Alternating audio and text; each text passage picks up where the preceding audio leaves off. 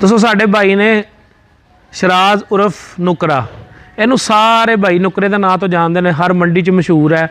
वड्डे वड्डे टिकटॉकर आके भाई उन्होंने कमाल खड़ते हैं, क्योंकि भाई उन्हें चंगी मझ का काम करते हैं। मझां बजियां ने माशाअल्लाह। इन्हां मझां दे विच जिहड़े लोग इस चीज़ को जानते रहे कि मेरे को मझ समझण दा किन्ना किलम है, वो सारे दोस्तों वास्ते स्पैशल वीडियो है कि मझां इस फार्म ते जिहड़ियां इस टाइम खलियां ने ना, इन्हां च कई मझां ऐसियां ने जिहड़ियां मेलिਆਂ 'ਚ जाके मेहनत करन तो बाद 30 किलो तो प्लस दुध दे सकदियां ने। मझां चंगियां ने, अज खलियां ने। वीडियो सुबह लानी है जी, सुबह वीडियो भी इन्होंने ला लैनी है अपने फेसबुक ते और टिकटॉक अकाउंटां ते। ये वीडियो लग जाएगी जनाब। जिहड़ी मझ दोस्तों को पसंद आए वो जनाब इन्हां नाल सौदा कर सकते हो। मझां तुसीं माशाअल्लाह देखो, हुण ते मौसम इस तरह का है, अज बारिश लगी सुबह की, ना मझ की मुकम्मल सफाई है तो ना मझ। कुछ मझां बारिश दे विच वैसे भी थोड़ियां बुझ जांदियां ने, आम बंदे नूं पता इस गल दा।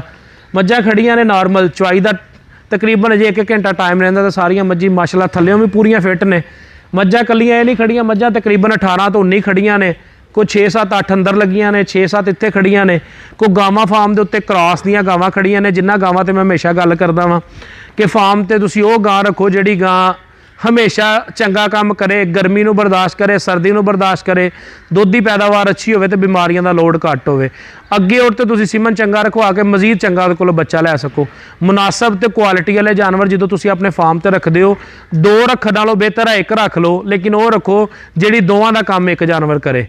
2 जानवर के पैसे भी तुसीं 12-14 लाख भरना है, और उन्होंने आके करना की है, तुहाडे को 8-8 सिर दुध देना है। फार्म तो अगर तुसीं कोई चंगी मझ खरीद करो, जिहड़ी मझ 20-22 सिर नॉर्मल गवाल च दुध भी करे, और दोवां मझां दा नहीं एक मझ का खर्चा होए, फायदा दोवां मझां दा होए, ताकि तुसीं 5-6 किलो दुध या 7 किलो दुध का खर्चा उहदे उत्ते कर दो, बकाया 12-13-14 किलो जिहड़ा दुध है वह बचा के घर खड़ो, ताकि तुहानूं जानवर 1 जानवर 2 जानवर के पैसे एक सूए च बचा के जाए। मज़ा इस गल दा है, एक लिया के जायज़ियाँ लिया के अपने कोल की तुसीं पैदावार लैनी है।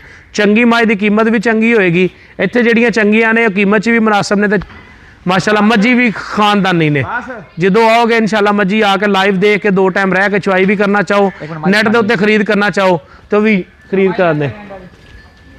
थोड़ी जी माई बोले 20 तो प्लस माई बोले चाहिए बिल्कुल कट्टी माई थी माई गैस चंगा रखती वीडियो वायरल करे दी माई।